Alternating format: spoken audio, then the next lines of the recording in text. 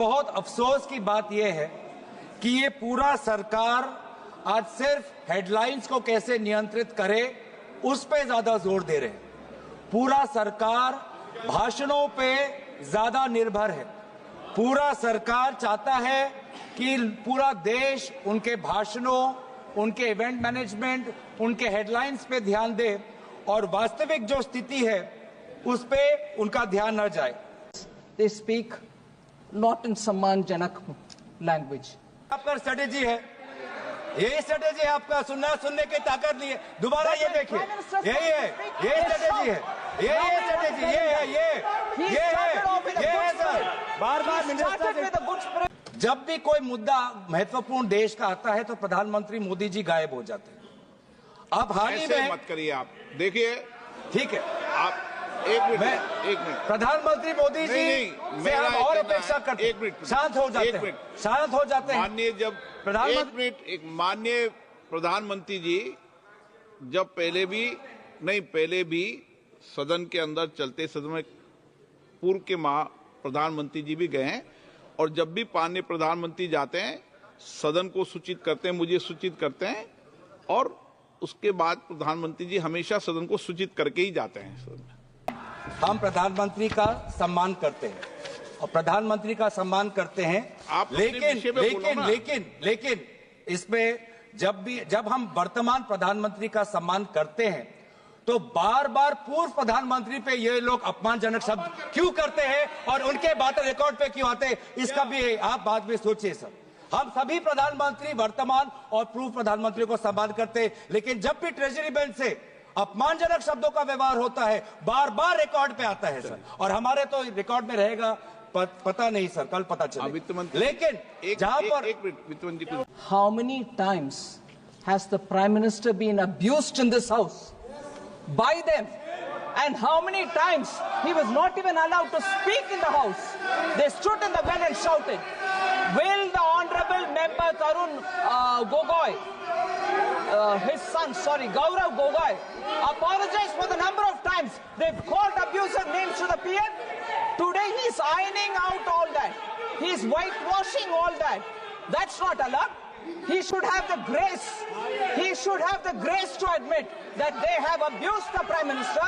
It was wrong and they shall not do it again. Through you, Honorable Speaker, through you, I request the Finance Minister to read the speech of the Prime Minister during the last session. His entire speech was abusing former Prime Ministers.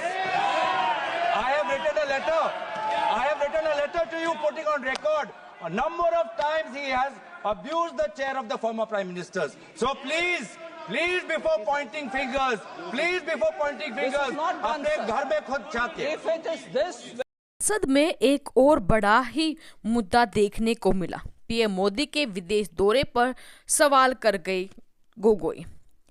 Congress नेता गौरव गोगोई ने मंगलवार को कहा कि केंद्र सरकार मणिपुर में बंदूक की नोक पर शांति लाने में विफल रही। उन्होंने प्रधानमंत्री मोदी से राज्य का दौरा करने और लोगों की आशंकाओं और चिंताओं को सुनने का आग्रह किया। गोगोई ने अतिरिक्त अनुदानों, मणिपुर बजट की अनुपूरक मांगों पर चर्चा की शुरुआत करते हुए उन्हें जोर देकर कहा कि पूर्वोत्तर राज्य में बंदूक की नोक पर शांति बहाल नहीं की जा सकती, केवल राजनीतिक समाधान ही इसका एकमात्र रास्ता है। लोकसभा में कांग्रेस के उपनेता गोगोई ने कहा कि मणिपुर के बजट पर राज्य विधानसभा में चर्चा होनी चाहिए थी, लेकिन राज्य में राष्ट्रपति शासन लगा दिया गया। उन्होंने कहा कि प्रधानमंत्री मोदी को राज्य में राष्ट्रपति शासन लगाने की औचित्य के बारे में सदन को अवगत कराना चाहिए था। गोगोई ने सवाल करते हुए कहा, राज्य में विधानसभा की स्थिति क्या है, क्या ये भंग है या निलंबित अवस्था में है। इसके बाद निशिकांत दुबे सहित भाजपा सदस्यों ने मणिपुर की स्थिति के बारे में गोगोई से व्यापक संदर्भ पर आपत्ति जताई और नियमों का हवाला देते हुए कहा कि कांग्रेस नेता को अनुदान मांगों और राज्य के बजट पर ही अड़े रहना चाहिए। गोगोई ने कहा, आप मणिपुर पर अगर शांति चाहते हैं तो मणिपुर के लोगों को बोलने दें। अगर आप मणिपुर में शांति चाहते हैं तो मणिपुर के लोगों की बात सुनने के लिए धैर्य रखें। उनकी राजनीतिक आकांक्षाएं क्या है, उनकी आशंकाएं क्या है, डर क्या है, आपके पास इसे सुनने की ताकत होनी चाहिए। कांग्रेस नेता ने कहा कि गृह मंत्री अमित शाह 2023 में मणिपुर का दौरा किया और जल्द ही वापस आने का वादा किया। वित्त मंत्री ने भी गोगोई की टिप्पणी पर आपत्ति जताई, जिससे उन्होंने महत्वपूर्ण मामलों पर चर्चा के दौरान सदन से प्रधानमंत्री की अनुपस्थिति का भी जिक्र किया।